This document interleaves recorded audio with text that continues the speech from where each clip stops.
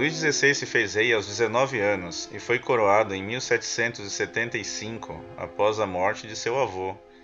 No momento de sua coroação, o espírito de revolta dominava entre os parlamentos, que queriam mais poder, entre o baixo clero, pela pobreza e baixos salários e pela má vontade do alto clero para com eles. Havia revolta no alto clero pela influência filosófica e entre a nobreza, que se sentia subjugada numa sociedade altamente burocratizada. Havia também a luta pela opinião pública, com a censura da monarquia tentando impedir a circulação de informação.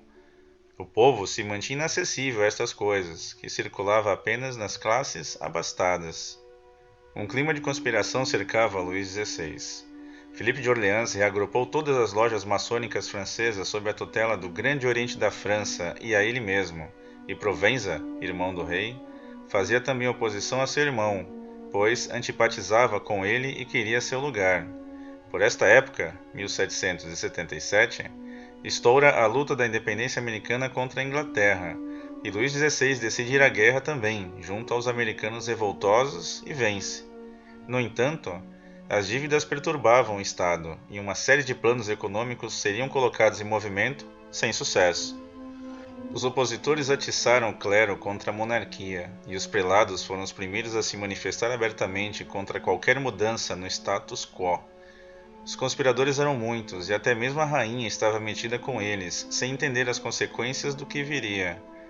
Assim, para tentar ganhar o favor da nobreza, o rei nomeou um dos sacerdotes conspiradores, Loménie de Brienne, para ministro das Finanças. A igreja parecia querer a queda da monarquia, contra sua própria tradição. O sacerdote Brienne era ateu e libertino, bem ao gosto dos filósofos. Era tido por homem sábio aos olhos do mundo. Com sua ascensão, a aristocracia crescia em prestígio enquanto o governo enfraquecia.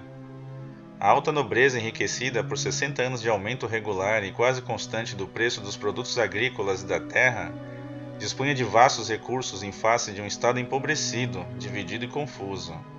No entanto, a pequena nobreza provincial, como um todo pobre e necessitada, manteve sua lealdade à monarquia, enquanto as casas mais proeminentes da França organizavam a rebelião.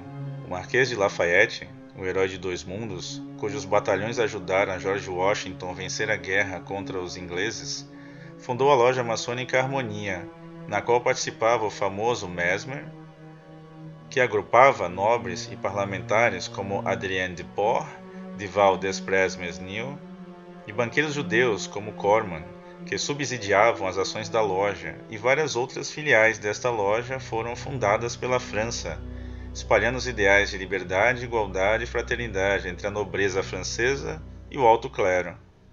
O Marquês de Condorcet, presidente da loja maçônica Sociedade Filantrópica, junto aos membros da casa do famoso Duque de La Rochefoucauld, na qual haviam importantes padres, falavam abertamente de uma rebelião contra a monarquia. Em uma dessas sociedades filantrópicas, da qual fazia parte o famoso abade Sieyès, era pregado fortemente o contrato social de Rousseau.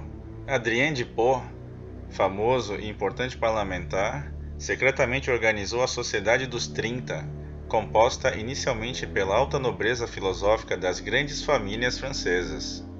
A sociedade havia assumido a forma de um clube secreto de ação e propaganda, com presidente eleito e escritórios, e sessões 3 vezes por semana, nas quais se planejava a propaganda a ser realizada a favor dos ideais iluministas. Se calculavam as somas necessárias e as manobras. Eles exigiam uma declaração de direitos ao estilo americano e uma constituição determinada por uma Assembleia Nacional Constituinte. Folhetos eram distribuídos como meio de dirigir a opinião pública. Cada apóstolo iluminado ficava encarregado de preparar a doutrina que, depois de germinada nos espíritos e fermentada, realizaria a revolução desejada. Era necessário agitar a população, levá-la a quebrar as barreiras. E além desses centros bastante ativos, havia uma rede de emissários distribuída por todo o país. Os banqueiros de Paris, junto com os industriais, como os Perriers, ou os agiotas, como Corman e Claviers, e outros, financiavam órgãos revolucionários. A Igreja Católica Francesa estava dividida em romanos e jansenistas, o que levava ao escárnio público da Igreja. O jansenismo, surgido no seio da Igreja Católica no século XVII e condenado em várias bulas papais, poderia ser definida como a doutrina de Santo Agostinho vista com olhos calvinistas. O jansenismo era a doutrina dos seguidores de Cornelius Jansen, teólogo holandês que se tornou bispo católico de Ypres e faleceu em 1638. Baseado na tradicionalmente aceita doutrina de Santo Agostinho, reafirmada por Santo Tomás de Aquino, o jansenismo atribuía a salvação da alma ao juízo prévio e insondável do Criador e não às boas obras ou à disposição da criatura. A teoria jansenista se acompanhava de uma ética severa e rigoroso ascetismo. Seus principais adversários eram os teólogos da Companhia de Jesus, os jesuítas, que, influenciados pelo humanismo renascentista, passaram a pregar a importância do livre-arbítrio e da colaboração da vontade humana na salvação. O Parlamento de Paris fez expulsar os jesuítas da França, em apoio aos jansenistas, entre 1766 e 1767, o que foi um duro golpe contra a monarquia, pois os jesuítas eram o elo seguro entre a monarquia francesa e o papado romano, além de manter a ortodoxia religiosa e se opor à maçonaria. Os enciclopedistas estabeleceram este fato como um dos estalares da Revolução. Os parlamentos ofereciam forte resistência ao rei. E ao contrário do que você aprendeu na escola ou aqui mesmo no YouTube, cada uma das províncias francesas tinha seu próprio parlamento, que deveria fazer cumprir as ordenanças do rei, sendo o mais importante e influente o de Paris.